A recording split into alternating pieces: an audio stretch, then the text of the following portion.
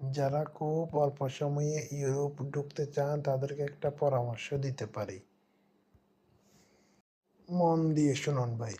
যদি আপনার আত্মীয়স্বজন কেউ কুয়েতে থাকে বা আপনি কুয়েতের একটা ভিসা ম্যানেজ করতে পারেন, আপনি বাংলাদেশ থেকে এই মুহূর্তে কুয়েতে আসবেন, কুয়েতে কাজ করার উদ্দেশ্যে আসবেন না।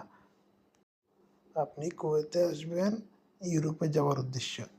কুয়েতে বর্তমান যে অবস্থা, দুই 2 থেকে 3 মাসের মধ্যে ওয়ার্ক পারমিট হয়ে যায়।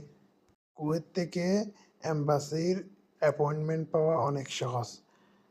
তাই কুয়েত থেকে এম্বাসির অ্যাপয়েন্টমেন্ট পাওয়া আহ, অনেকটা মানে অল্প সময় পাওয়া যায়। তাই এখন কুয়েতে আসবেন, কুয়েত থেকে আপনি ইউরোপে ঢুকবেন। অনেকে বলবেন একবার কুয়েতে আসতে অনেকগুলো টাকা লাগবে, আবার ইউরোপ ঢুকতে অনেকগুলো টাকা লাগবে।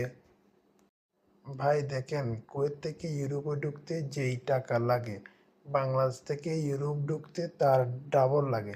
তাই সেম টাকার মধ্যেই আপনি চলে যেতে পারবেন কুয়েত থেকে ইউরোপে।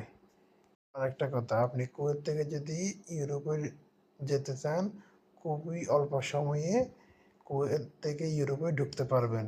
এটাই হচ্ছে পার্থক্য, এটাই হচ্ছে বেনিফিট বাংলাদেশ থেকে ইউরোপ, আর হচ্ছে যে কুয়েত থেকে ইউরোপ। এটাই হচ্ছে আপনার বেনিফিট। কুয়েত থেকে ইউরোপে ঢুকলে আপনি অনেকটা সহজ হয় এবং অল্প সময়ে ভিসা পাওয়া মানে অ্যাপয়েন্টমেন্ট পাওয়া যায়।